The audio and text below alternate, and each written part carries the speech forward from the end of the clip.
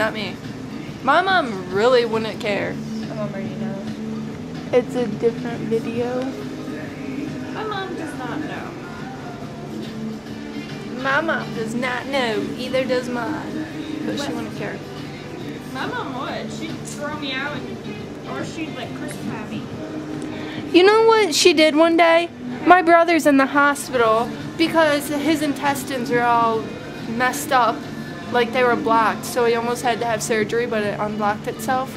And two girls were out in the hallway and they go, "Hi, Katie," and I had no clue who they were. She goes, "Are you hitting on those girls out there?" I'm like, "Mom, no!" And then it finally dawned on me who it was. It was Alicia Keck. Keck? Yeah, that's, Keck. yeah. Yeah. I'm like, "Was that you in the hospital?" She goes, "Yes." I'm like, "Did you hear my mom?" She goes, "No." I'm like, "Thank God."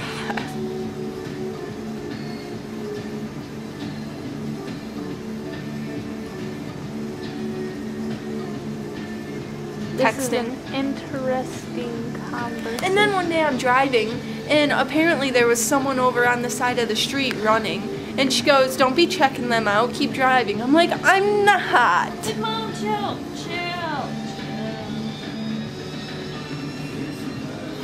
And my brother, God. That would be the 7 minutes, though. I could freaking take 40 minutes just talking about my brother. Because he's horrible. I could too, because my brother is an ass. Way to be a nice sister. This is the same brother who tried to OD on cold medicine. Child's cold medicine. Okay. He's stupid and he's an ass. Yeah? Okay then. See, I've never had that happen. Do you have a brother? Yeah, I have several brothers. I have 7 brothers. Do you have a Nazi of a mother? What? No. I love my mom. Apparently my mom used to be like a Nazi. Like she was so strict on my, not literally, she was so strict on my brother. Like even on his birthday, she was like, "No, you can't skip school." And with me, she's like, "Oh yeah, you can go out and have a good time. Just call me when you're ready to come home."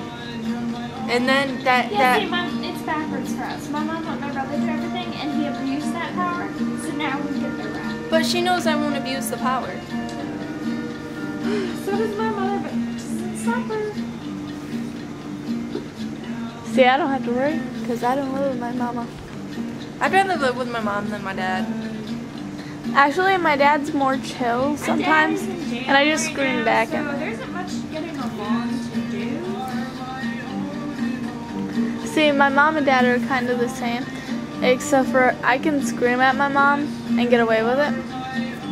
But therefore, my dad, if I scream at him, I have to run. My dad would smack me, like right across the face. Smack you for what? Talking back. Yeah. I talk back and then I slam the door in my dad's face. And then it's over. Until I come back downstairs. My mom just yells back at me, and then we get into, like, we never fight, so it's funny when we do. She's like, "Ah!" I'm like, "Ah!" It's usually about her freaking dog, too. When I get mad at my dad, I usually say snarf, snarf. I remember one And day, he gets what I'm saying. when I was really little, I was like 10, and I was not a nice kid. I was a bad kid, believe it or not. And I was sitting there screaming at him for God knows what, and my aunt's sitting on the couch, and he runs up to me and he goes, wham, down on the floor, my dad. And I landed on the floor after he hit me, and I was like screaming at him still. I would have beat the crap out of him. I was 10. So, I still could have given him some bruises. Big things come in little packages. I'm a little package. That's why my mom left him. I certainly hope so. My mom didn't leave when, it was only after the cops got involved that she left my baby sister's birth father because he was abusing both me and my brother. Oh, in Florida, there was a guy named David, and he was not nice to my mom. He knew better than to come after me, though. Like, because my mom would go on fire if he ever did. And the night before we came back to New York, he was yelling at my mom, and I was 12, getting ready to turn 13, and I screamed right back at him, and he came to come after me.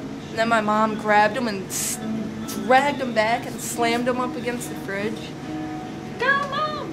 But there was a thing of hot peas there, so I was scared that something was gonna happen with that. So I just kind of turned it off, and then I ran across North Fort Harrison barefoot with shorts and a tank top on. And North Fort Harrison is like a highway, basically. Yeah. And What'd you do? oh, I ran across there because down the one of the streets was a guy named Rich, and he was a big guy, so I knew he could help because he was like an uncle to me, basically. So I ran over and I'm yelling at him to go help, and so he did, and I ended up having to sleep over at his house because he wouldn't let me go back. Not that I would go back. I'd go and sleep in one of the hotel rooms. Well, you lock your doors and bring back your nephews. What?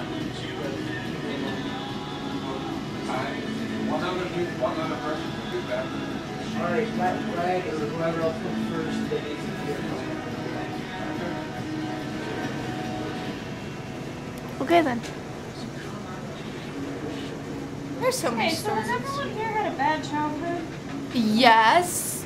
So have I. I was pretty decent after like 3 or 4. Like when I moved here. It was like, See, you had a bad childhood. What about you, Chels? Yes. Okay, see, this is why we're all together. We all feel it. Like, we all had a very suckish childhood. I didn't really get to be a child. It felt like, and it still feels like my mom's always going out and trying to recapture her childhood because she had kids, but she was still a child. That's what it feels like. And I know if I were to say that to her, she'd be like, nuh-uh. And she does not want to see the truth. Bell's gonna